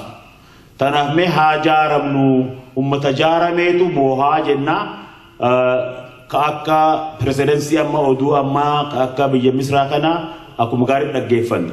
Nuti humni jaarmaya jennaa bifa qabsoodhaa diinaan nuu fila diinaatu bar fila. Nuti bifa qabsoo lagannu hin qabnu. Bifti qabsoo ammoo bilisummatti nama geessu jennee ka amannu bifa qabsoo siyaasaa uummanni bal'aa qooda keessaa fudhate jechuudha. Waraanaan lolee Afrikaa hedduun bilisummaa uummataa bilisummaa nam tokkee uummataa hin finne. Sirna abbaa irrummaadhaa Oromoo irratti jaaruun bilisummaa Oromoo guutuu fida jennallee hin amannu. Tanaaf nuti bifti qabsoo akeeka siyaasaa ummata Oromoo aangessuu wajjin deemu empowerment demokraasii ka fidu bilisummaa ummataa ka fidu bifa qabsoo siyaasaa ka uummata bal'aa jaarame hirmaachisu jennee qabsaa jirra. Kanarraa kaafee akkuma haalli nu godhe taanaa jechuun haalaa murteessa kan garuu akeekni keenya ifa. Ka biyyatti galuu kun abbaa santu nu gaafatee lagee obbo tokko gaafatee dubbii biyyatti galuu gaafii gaarii atuu yaada kan ittiin gaafatte. Akkanatti fakkaatutti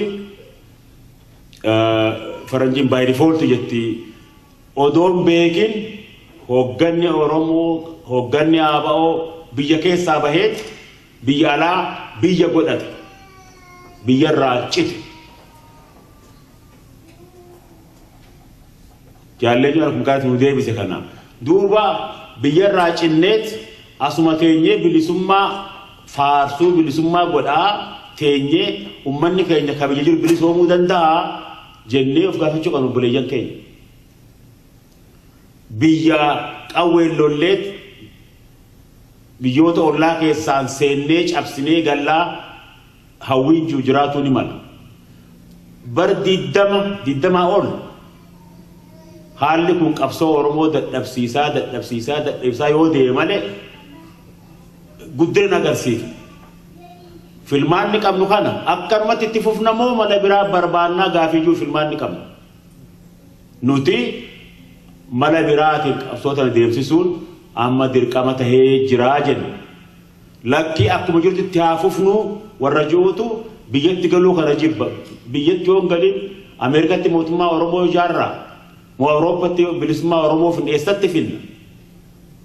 Haala itti qabsaan ammoo hin filatan uummanni hundinuu. Haa hammaatu haa tolu haaluma biyya qabnu biyya jedhuun keessa jirutti qabsaa'uu danda'uu qabnaa jechuudha. Kun filmaataa miti dirqama. Jaalleetu akkuma gaafatti jedhanii uummata keenya keessatti ijaaramnee uummata keenya keessa jiraannee mala danda'amu hunda akeeka lafa kaayannee bakkaan ga'uudhaaf qabsooyinaa jenna. Akeekni lafa kaayanne kun haga ammaa qabnurraa hedduu adda. Akeeka uummata hunda akka moohan godhuu ifaan. Tigree fuuni tolaa jennetti akeekni keenya. Amaaraafis ni tolaa, Walaayittaafis ni tolaa, Somaaliif ni tolaa, hunda keenyaaf tolaa. Yoo akeeka keenya kana hunda keessa hirtanii qabsooftan bilisummaa argattu, nagaa argattu, guddina argattu, nagaa wajjin jiraachuu kan dandeenyu karaa kana qofaanii jennaan jechuudha. Lakki akkanatti wajjin jiraannu yoo nun jaan filmaanni keenya ifaadha. Oromoon kana booda qixxummaan isaa kabajamtee mirga guutuu qabaatee malee abbaa fedhe wajjin hin jiraannu jennee itti himna jechuudha. Kun ifaadha. Gaa akkatti walaa hubannu gaafii akkuma reefu Jaalleechoon jee hin galuun hin barbaachisu warri jiru maal fida wanni kuni tole hoo akkamitti bilisummaa Oromoodhaa fiddanii kajuu isaanis nu gaafadha. Kanuman dabaluu barbaadee galatoomaa. Tole qaama gaafii inni goneera gara yaadaatti deebina jechuudha. Nu bilaas. Nu gabaabsiiti yaada kennu. Okay, ni gabaabsa. Galatoomaa carraa lamadaanaa kan nu heessaniifi miila mataa gorsulleen ta'ini itti idaannoo gartee jaarmaa kanaatiin barbaada gartee jechuun gorsa yookaan yaadannoo. Muuxannoo yeroo dabre keessa irra honnerraan dhaabbadhee dubbadha gartee yeroo jaarmaa tokko haaromfannee dhufne jaarmaa biraa yookaan hawaasa takka hin hubanne haga hubachiifnutti irratti qabsaa'uu qabnu obsinee fi irra dabarree hawaasa kana fudhachiisuun nurra jira. Jirma walirratti fudhachuun hafuu qaba gama kiyyaan. Namuutuu warri as jirtan obsaan irra dabarsitanii hawaasa jirma itti fudhachuun hafuu qaba. Akka biyya gartee ammoo kun ollaa keessa jirru kanatti gartee haga jirma fudhatanii wal bira dhaabbatan takkatti booda deebi'anii hiraata wajji nyaatu. Keenyammoo qurxaadhaan warreenna hawaasa irraa ifaa qusannu hawaasa haa dammeessinu haa jajjabeessinu obboleessa keenya ka qurxaa nu guurrate obboleetti teenya ta nu guurrate haa dhiyeeffannu ammoo waan dabrerraa haafnee jirma walirratti gurrachuun hafuu qaba. Kanan isinitti dhaammadhaa galatooma jaarmallee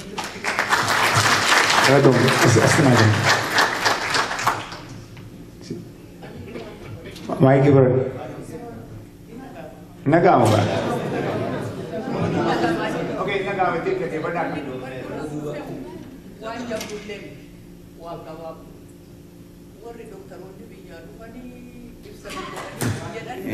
Nagam muda itu dua. Wanni dubbadhu guddaan illee hin jiru. Doktoroonni lamaan biyyaa dhufan waan biyya keessa jiru fixanii lafa kaa'aniiran ifaan. Nu'u woo qabsoon biyya jirti jenne dhibba dhuga. Warri biyyaa nu eegee ifateera. Amma doktartichi tokko dhiifama maqaa isaa hin beenne akka itti qabsaa'an biyya keessa wallaalanii jijjiirraa biraatiin qabsaayaa jiranii garaa jalaan jedhee nutti himeera.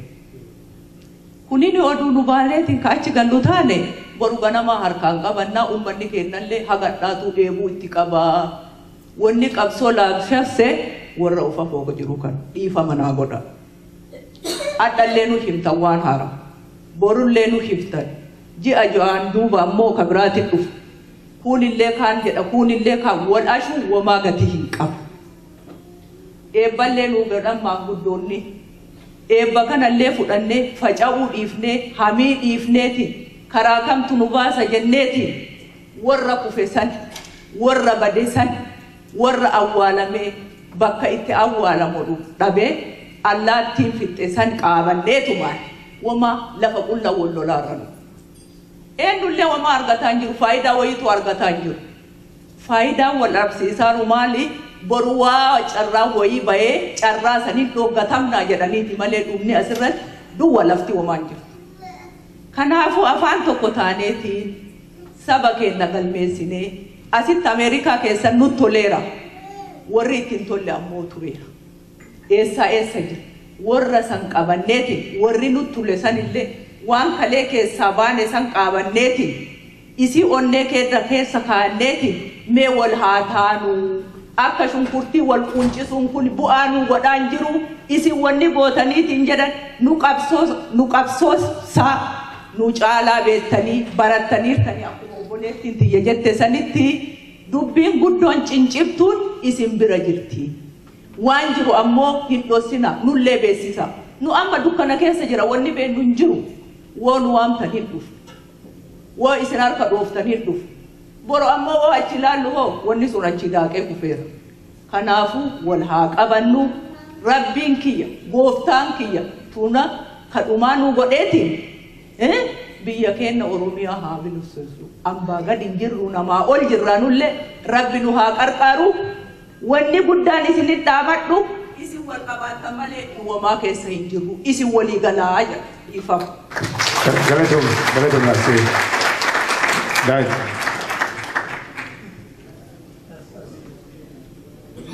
Nano betul. Tani tu. Sini cara sih ni dok. Waan gabaabduu tokko duwwaa jechuun barbaada. Namoota gaggeessuu keenya ulfaadhaan isiniin jedha. Yeroo dheeraadhaaf garaa koo keessa wanti yaadaa ture har'a waan dubbatameef baay'een gammadee jira. Dhugaadhumatti dhuguma akka isaan jedhanii yoo biyya keessa jiraanne malee warra gubate wajjin yoo gubanne malee warra hidhame wajjin yoo hidhamne malee biyya keessa yoo jiraanne hojjechuudhaa baannee iddoo tokko ga'uu akka hin dandeenye an durumaa kaasee laphee koo keessa kan na jirudha. Kanaaf dhibbatti warra hin galle saba wajjin hojjenna jettanii wajjin hin jiru. Waaqayyo isin haa eebbisu.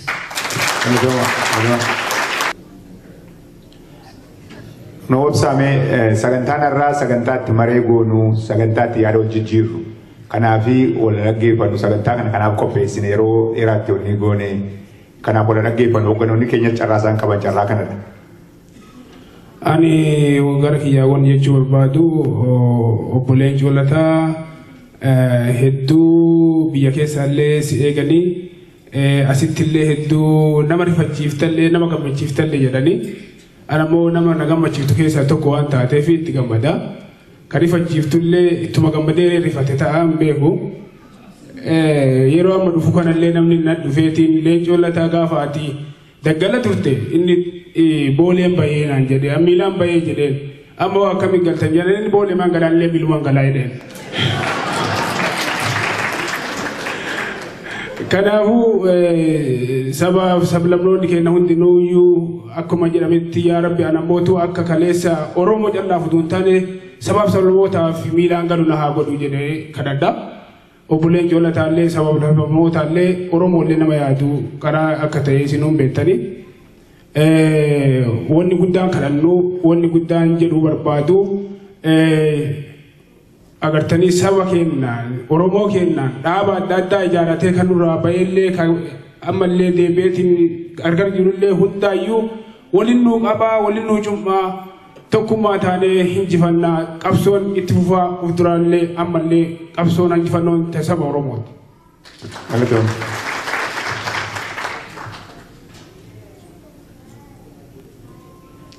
Anche nafi droga kana gocarra. Okay, itu memang lebih jadi lawan juru itu jadi. Tadi, kalau tu bola, I hope jalan jualan lewan jalan tu fi, hasau makai saat tinggal kaba. Nama Honda pun kalau jadi jada. Hada lenca tu lupa me, tiba me je cuba ye. Tiba mteti, binen suti hudi bahani, ada lenca yo jadi ada lenca je cuba ya me tu gongorena. Bineensoti hundi bahaniiti yoom duutii yoom jiraatii eegan garuu kanaaf jedhalloo qofa ilmi dadhabee leenci jechuudha haadha akkasitti iji keessaa addaatti kana laaluu dadhabeeti lafaa ka'ee tarii garaan illee ka himee fi kaan hin beeku du'a haadha biyyaa jedheen natti illee ni mina nallee dhoksinaa jedhe daggala kute ni duute ganama barii irratti. Yeroo duutu kaawwan du'anii awwaalanii bineensonni rakkatan. Natti illee ni minaa jedhee jira mootiidha. Anallee dhoksinaa jedhee jira. Jeedalloon hin jirtuu kana fiigaa dhuftee bineensota rakkatanii akkana ta'an kana dhufteeti maal taatan? Eessa turtee dhuftaa? Haati mootii kennaa lubbamtee atumti qofaa kee akkamitti haftee osoo asii dhufin jedhanii jennaani duutee duute. Erga duute maaf teessarree? Nama du'anii awwaalanii waan du'anii awwaalanii maaf teessan jennaani?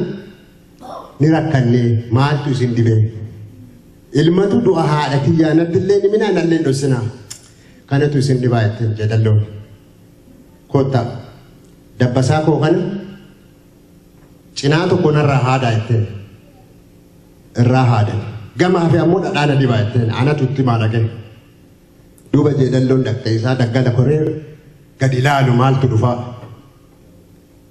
yeroo isin fiigaa achi ga'etti rifateeti. Hai, jedhalloon maal taate sila haadha tiyyatu du'e moo akkamii jedheen osoo duutee dhadhaa dibadhaa jettee gama kanatti mul'iste.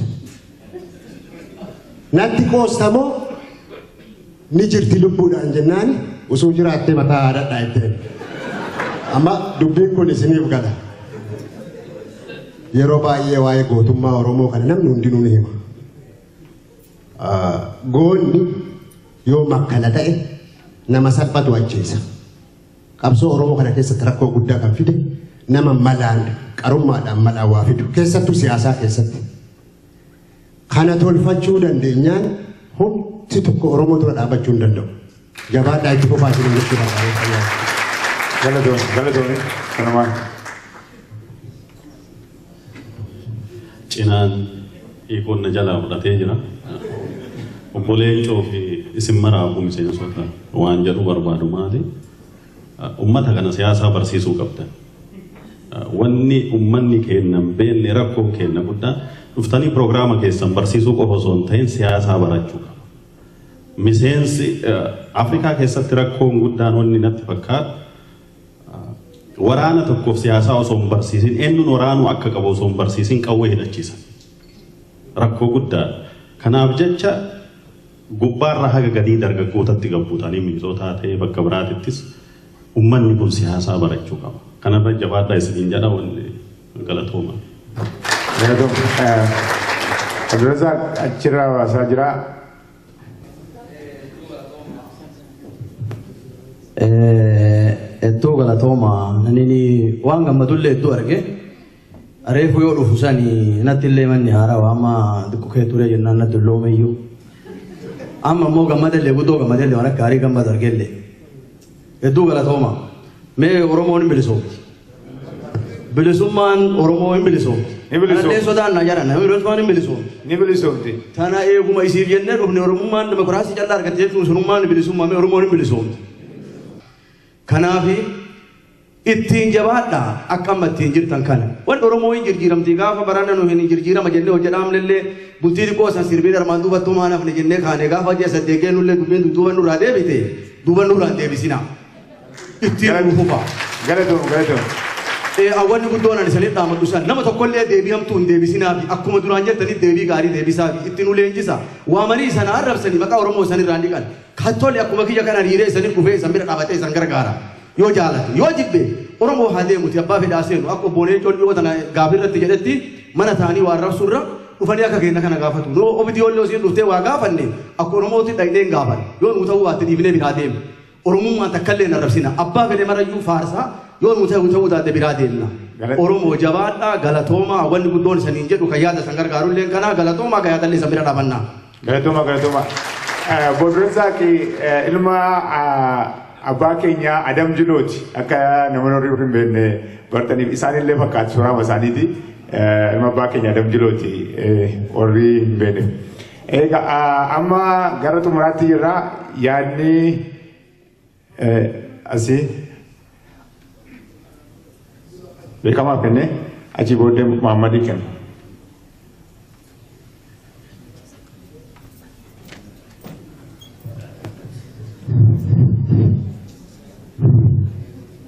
Gaafiin amma ammaatti kan inni ilaalaa jiru warruma achirra jirudha. Ani garuu manumaan gaafachuu barbaada. Utuu isin hin gaafatin garuu informationiin isinii kennuu barbaada. Hundi keenya iyyuu natti fakkaatanii waggaa 30 gadi as keessa yartuudha. Sanaa ol natti fakkaata. Gaazexaalee dubbifneera natti fakkaata. Kitaaba adda addaallee dubbifne natti fakkaata. Yoollee dubbisuu hin dandeenye immoo oduu dhageenyeerra ta'a. Ammaan dura Warsaw Camp, NATO Camp waan jedhamu ture 1973 yookaan sagantaan bilisummaa Oromoo barreeffame sun silkiidhaan illee kooministii taata, silkiidhaan illee dimokiraat taata. Amma garuu tokkumatu jira. Sunis Waashington. Natti fakkaata hundumti keenya TV manaa qabna natti fakkaata hinuma ummati alaasi erga biyya lafaa kanarra jiraanne dibeetii isaanis nullee nama ilaala. Garuu ilaallee hubachuun dantaa keenya malee namni mana keenyatti dhufee TV bitanne sana muuziqaadhaa kaasii walumoo ilaalee hin jiru. Ofii keenya barsiisuu qabna. Kitaabilee barreeffamu. Jangan warna Arabaatiin dubbisee dubbisaa. Warra afaan Amaaraatiin dubbisee dubbisaa. Warra afaan Ingiliziin dubbisee dubbisaa. Warri afaan Oromootiin dubbisan akka koo yoo jiraatan immoo afaan Oromootiin dubbisaa. Sababan kana jedhee qabatan. Akka seeraatti Maqaadishoo Xaaliyaanitti bulchaa ture. Hargeysaa Ingiliziitti bulchaa ture. Hoggaa Hargeysaan biliisaan baha jedhee gaafate ho'aatti. Murtii 1945 League of Nations murteesse sana akka jirutti beekna teemtiin Afrikaa hin geeddaramtu jedhanii Soomaaleen ammarraattu asoo Itoophiyaa warri Hargeysaa jechuudha. Garuu waggaa darbe Saawuzan Sudaan hogganaan bilisummaa jedhe akka Hargeysaa jedhanii formulaan hin jiru jechuudha. Laakiin kolmaan nageenya irratti fakkaata illee dhugaa bu'uudhaa baane. Kaleessallee mootummaa Egypt waggaa kana galchan Ameerikaaniin biliyoona 3 walakkaa Ijiptiif kenna waggaatti. Sana keessaa biliyoonni 2 waa'ee waraanaatti hidhataa biliyoonni 1 walakkaan kaashii.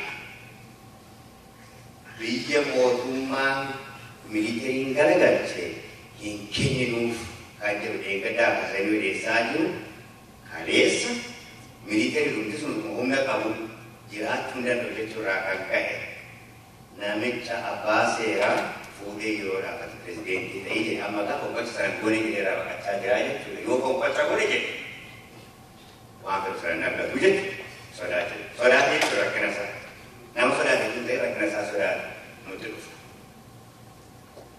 Utuu Sudaanis nu banee Soomaaliyaan isteetii ta'e nu banee Jibuutiinis nu banee Sudaan lachuyyuu nu bananii ummati keenya akka 1977 miti maqaadha hidhannee mootummaa kana caccabsinee Oromiyaa kophaatti godhanne yooyyuu inni nu hin beekne isuma dhugaa adareen illee tumtee nurraa fudhanti hafi keenya bullaadhaa jechuudha.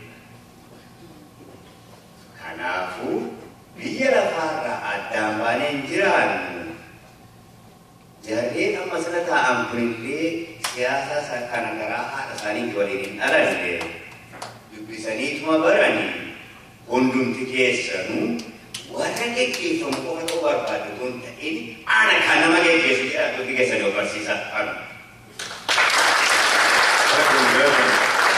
Untuk wakilnya nanti dah kasih kuni orang kan bawa itu kontrak apa tu bawa mesti red tahu kuanu kan juga. Jika kalau cuma ama amsa mai kan presiden ini ada demokratawa Oromo nodam ani lagi je sudah sana fani kota jidos. Kalau cuma akkasin dhuftan dhaabni haa dhufu galgala kana waliin nyaanni ka waliin nyaannee fi warra waliin nyaatu waan jedhamu kanaaf rabbi nu haa gargaaru waan dhuftaniif galata guddaa qabdu warri guyyaa kana aanjessee akka waliin dhufnu nu dandeessises galata guddaan galchuufii barbaada.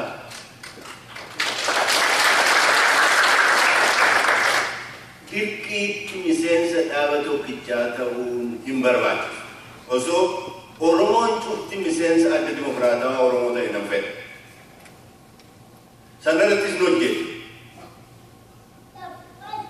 Osoo sanan guddatin akka nuus yakkiin qabu. Garuu waa tokko mana kanaaf dhaamee nagaa sanitti dhaamaa karaa haaraa dhaqasaa dhaaba haaraa dhaqamu dureessin akka haaraatti hojjechuu barbaada. Oromoo haaraa maddisiisuu barbaada. Barsiisuuf deemu walii wajjin barachuuf deemu sadarkaa garaagaraa Oromoo hubataa hundarra caalaa hubataa maddisiisuu qaba. Oromoo hundarra caalaa of abdataa ofitti amana maddisiisuu qaba. Ka Oromoo dura qofa deemuu qofa osoo hin taane saboota hafan duras deemuu ofitti amanee socho'u. Kanatu nuuf mala. Teenyee lammata namarraa eegu. Teenyee lammata waan uummataa keenyaa qofa gonkumaa jiraachuu hin dandeenye. Furmaata nuufis ta'u isaaniifis ta'u lafa keenya qabsoonna malee. Isa kanarra bobbaanaa. Kanaaf dhaaba kana fakkaatu dhiiftanii beekamti mana galtanii teessa. Galatooma baga nagaa dhuftanii rabbi nagaa ka'ee keessatti sinaa galchu.